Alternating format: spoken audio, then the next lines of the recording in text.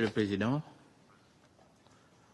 le Président, je ne lirai pas in extenso le texte que j'ai préparé pour la circonstance. Pour des raisons évidentes, les choses se sont beaucoup plus accélérées, que mon texte est presque dépassé.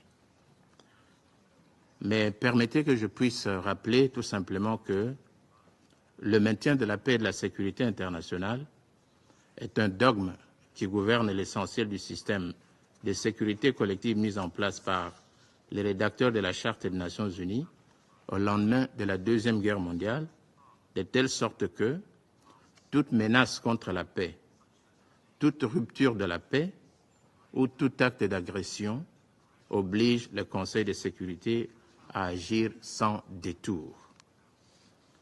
L'invasion par les forces de défense du Rwanda, RDF, et leur supplétif AFC M23, des provinces congolaises du Nord et du Sud Kivu, en général, et la prise brutale, le 27 janvier 2025, de la ville de Goma, ont poussé mon gouvernement qui, par la voix de son Excellence, Madame Thérèse Kayikwamba Wagner, ministre d'État, ministre des Affaires étrangères, coopération internationale et francophonie, s'est adressé à ce Conseil à 3 reprises en l'espace de 3 semaines seulement.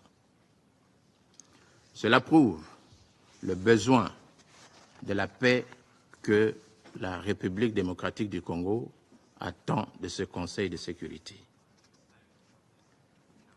Ce que vous venez de faire aujourd'hui, c'est ce que justement nous étions en droit d'attendre de votre Conseil depuis le 26 janvier dernier.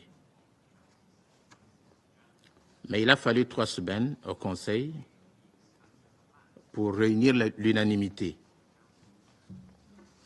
C'est vrai que cette attitude s'est révélée beaucoup plus dangereuse, qu'elle a empêché le Conseil de se prononcer, là où la gravité et l'urgence de la situation le commandaient de réagir avec promptitude et empressement.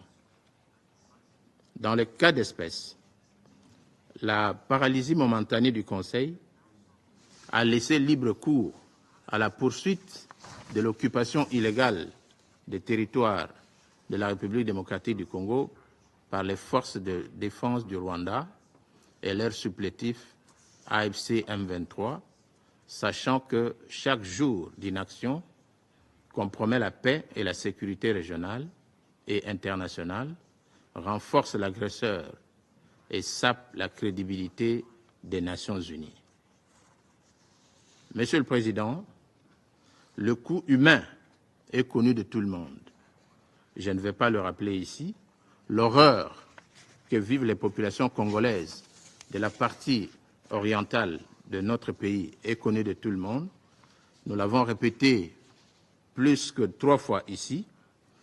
Mais ce que je voudrais dire, c'est que, comme on le constate, il a fallu beaucoup de temps au Conseil pour réunir le consensus, certes. Mais le Conseil a fait preuve de dépassement. Et je voudrais pour cela, au nom du gouvernement de la République démocratique du Congo, de toutes les filles et fils de la République démocratique du Congo, en particulier ceux de Bunagana à Kamanyola, en passant par Goma, Sake, Minova, Nyabibwe, Kale, Kavumu et Bukavu.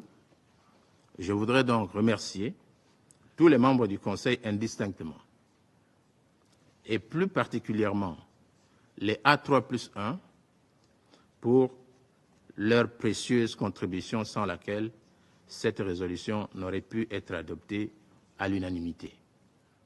À vous tous, honorables membres du Conseil, au P5 et particulièrement à la France, pays détenteur de la plume, aux États-Unis en particulier d'Amérique, initiateurs des sanctions contre les autorités rwandaises et les autorités du M23, nous disons infiniment merci. Notre vœu le plus ardent est que cette résolution soit mise en œuvre sans délai pour donner du répit aux populations congolaises des zones occupées qui sont, eux, en train de payer les lourds tributs de cette aventure militaire sur le territoire congolais. Je vous remercie.